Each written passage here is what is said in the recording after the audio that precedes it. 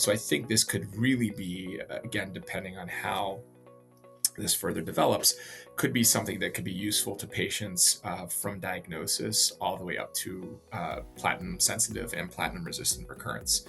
And again, the fact that this is a relatively unique mechanism of action allows it to be placed specifically for that in those various niches. Welcome back, and thank you for joining us for a Virtual Investor KOL Connect segment. Today, we are featuring Ernexa Therapeutics, and we are very pleased to have Dr. Ira S. He's Scientific Advisory Board member at Ernexa Therapeutics, as well as professor in the Division of Gynecologic Oncology at Wayne State University School of Medicine, as well as gynecologic oncologist at the Barbara Ann Karmanos Cancer Institute with us today. So for the discussion, we are going to focus on the significant unmet need that continues to exist in ovarian cancer, as well as the challenges associated with immunologically cold tumors, the evolving role of immune and cell therapies in oncology, and how ERNA 101's engineered cell therapy approach may potentially fit with the future treatment paradigm. So, Dr. Weiner, welcome. We really appreciate your time today. Thank you for having me. Happy to be here and happy to answer questions about this very exciting. It is exciting. And before we get started, I just want to remind our audience that Ernexa is publicly listed on NASDAQ and trades under the ticker ERNA. And during today's discussion, the company will be making forward-looking statements, and I encourage everyone to view the company's latest SEC filings on their website at ernexatx.com for the latest information. All right, Dr. Weiner, we are going to dive right in here. So, to begin broadly, where do you believe the greatest unmet needs currently exist in ovarian cancer treatment today? So I think that is a very broad topic, but we can focus in. There are a couple of very high unmet needs. So obviously in platinum-resistant ovarian cancer, and we can go into a little more detail regarding that. But even in the platinum-sensitive space, there are needs because with a lot of our current maintenance strategies and some of our newer antibody-drug conjugates, we are extending the platinum-sensitive space.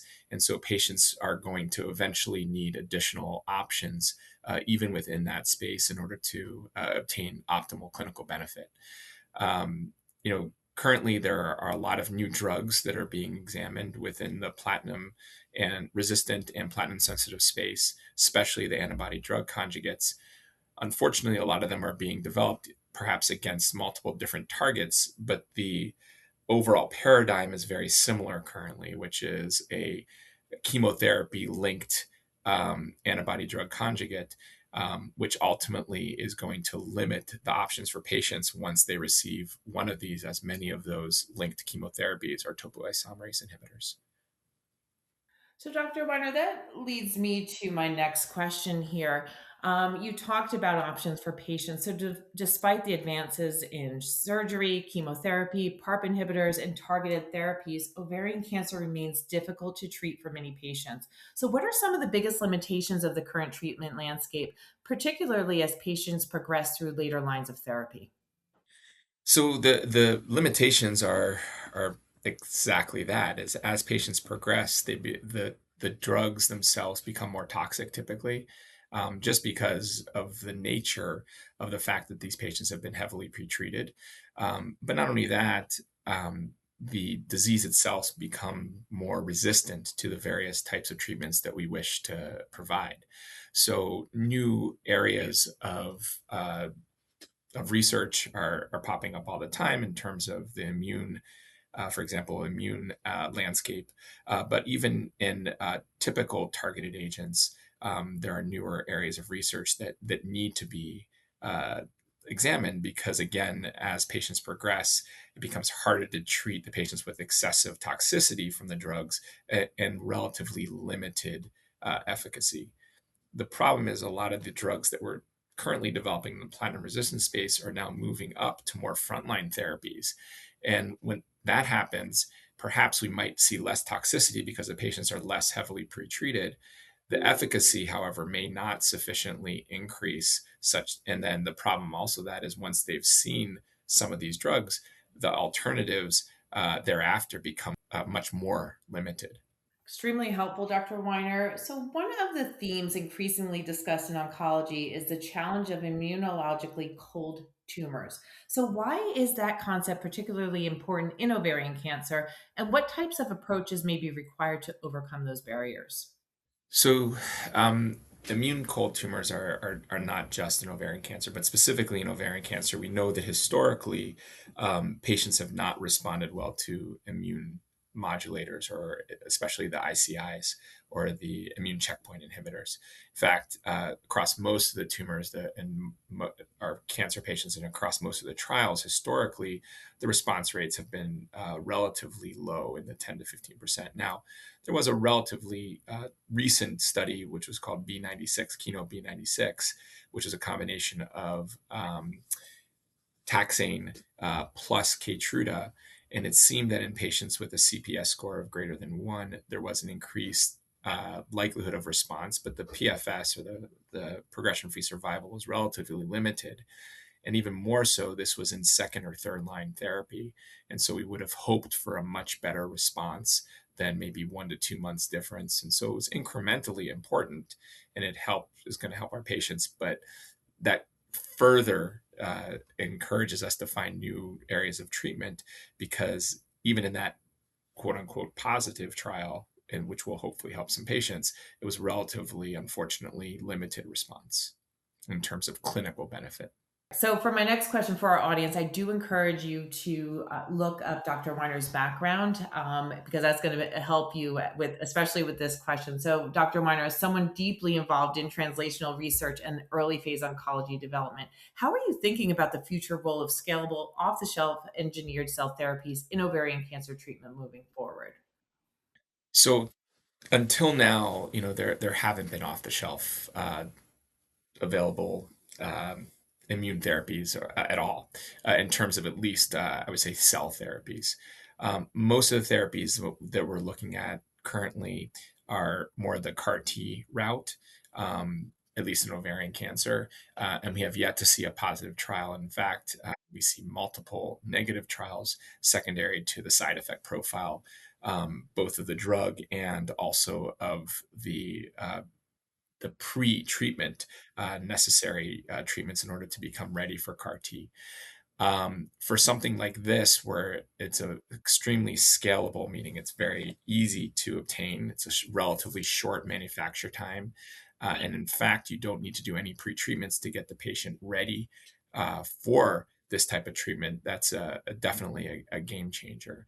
Additionally, we don't expect to see things that we see with the current drug therapies, like cytokine release syndrome, for example, which is a significant limitation for a lot of our treatments, because the IMSCs, these engineered mesenchymal stem cells, actually avoid the immune system, not in a bad way, but such that they don't, or hopefully will not, lead to a cytokine release syndrome type approach. And even with the release of the IL-7, IL-15, what they call the fusokine, it's a relatively limited local effect rather than a pan overall effect across the body, which is what leads to a lot of the problems. So I think there are some very good things here. Number one, manufacture time. Number one, the scalability. Number two, the lack of preconditioned therapy, if you will, for the patients. And number three, the lack of the cytokine release concerns that we see with a lot of the current cell therapies in development. So that leads to my next question here. Ernexa's lead pipeline development program, which is called ERNA 101, is designed to help activate immune responses within the tumor microenvironment. So, based on the preclinical data presented to date, what aspects of ERNA 101's approach do you find most differentiated or compelling? So again, I think some of those they answered already. Again, these are targeted cells that will not require preconditioned therapy, meaning a chemotherapy regimen to actually then infuse. Um, so that's number one. I think number two, it does have this so-called fusokine, where it has both IL-7 and IL-15 present within these cells that are manufactured.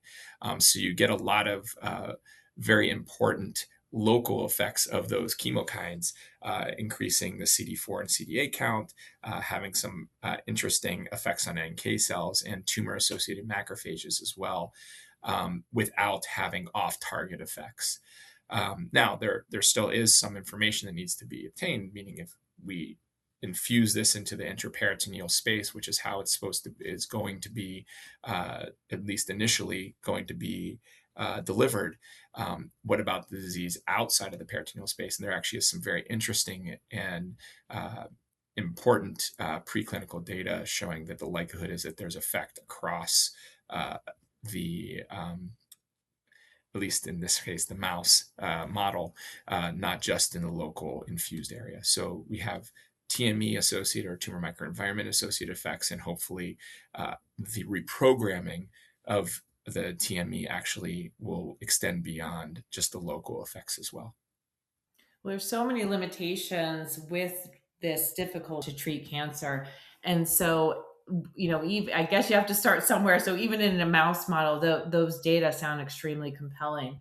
So how important do you believe ERNA 101's engineered IL-7, IL-15, Fusokine IMSC platform and dual mechanism approach could be in differentiating it from other immune and cell therapy modalities currently being explored in oncology?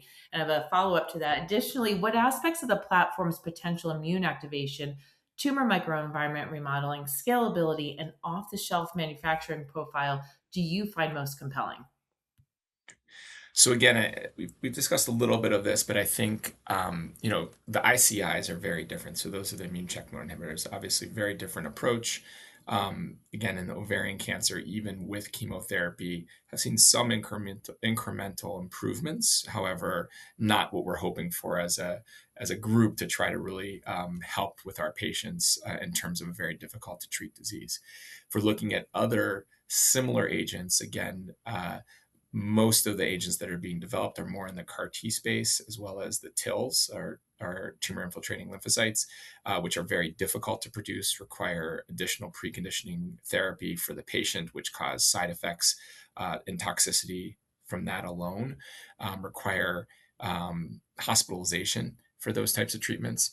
This is, again, an off-the-shelf outpatient treatment that will not require similar approaches. Again, the other thing that will differentiate this, to me, more important than anything else, is that you got a highly effective local therapy that will not cause systemic effects, which is really what we see the limiting factors for those other types of either CAR T or cellular therapies recently, for at least in solid tumors. That's the most important side effect that we need to avoid is the systemic effects that are off target, if you will, from the tumor effects themselves. So, as you know, historically, some MSC based approaches have faced skepticism around consistency, persistence, and immunosuppressive effects. Based on the preclinical data presented to date, what differentiates ERNA 101 from earlier generation MSC approaches from both a scientific and clinical perspective? Sure. So again, I wasn't involved in a lot of those other preclinical studies, but the thought is that so one of the issues was half-life of the cells. The fact that a lot of these would either not get to the microenvironment because of their targeting or homing, or if they got there, would be there for such a short period of time that they couldn't be effective. So I think with these engineered cells, the nice thing is that at least again in preclinical models, they seem to home correctly to the ovarian cancer cell and their microenvironment, surrounding microenvironment. And the half-life of these cells is sufficient that they're present for long enough that they'll be able to then, basically do what's necessary with regard to the fusokine release and the cytokine release, and then the homing of the CD4 and CD8 cells, as well as NK cells, and also the reprogramming of the microenvironment. So I think those are the big things where we're homing to the correct area, the half-life, and the toxicity. I think all of them are this type of engineered mesenchymal stem cell is very different than the prior approaches in that way.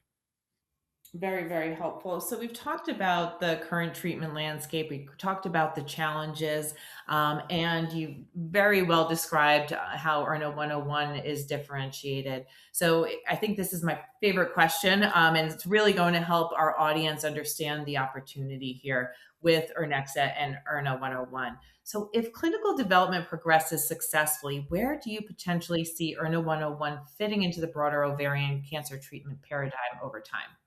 Sure, and I think that that is always the question that is most important. And I think this could fit in a number of ways because not every patient's journey is going to be the same. So I think that's important. So I think typically most of the time we start development in the platinum resistant space, but I also see this moving up not only in the platinum resistant space, but also into the platinum sensitive space and perhaps even in the maintenance phase of a first line treatment. So I think this could really be, again, depending on how this further develops, could be something that could be useful to patients from diagnosis all the way up to platinum sensitive and platinum resistant recurrence. And again, the fact that this is a relatively unique mechanism of action allows it to be placed specifically for that in those various niches. So I think that's the nice thing about this. And again, the other nice thing about this approach is that it can be combined with other types of treatment, whether it's chemotherapy, again, whether it's immune therapy, checkpoints, for example, checkpoint inhibitors, whether it's potentially ADCs, or what we call PDCs, whether it's BiTEs, which are bispecific antibodies. So again, this is a very unique type of approach that very much fuses, if you will, with other types of therapy across the patient's journey. Excellent. Well, a very important theme for Ernexa, and definitely a part of the company's mission, is providing hope. It's a very important theme that the company just wants to resonate. It's what drives them every day. And I think what you have just described, because of all the challenges, is an opportunity for hope for our friends, for our sisters, for our mothers, for our grandmothers, who right now there's so much challenge um, related to the treatment. So thank you for doing that for us today, and really appreciate your time, Dr. Weiner. And with that, this does conclude our Virtual Investor KOL Connect segment featuring Ernexa Therapeutics. As a reminder, you can access a replay of this event through our website at virtualinvestorco.com. And I also encourage you to visit ernexatx.com for more information on the company and to follow their social channels to stay current on the latest information. Thanks, everyone. And Dr. Weiner, this was a great session. Really appreciate your time, and I wish everyone a great rest of your day.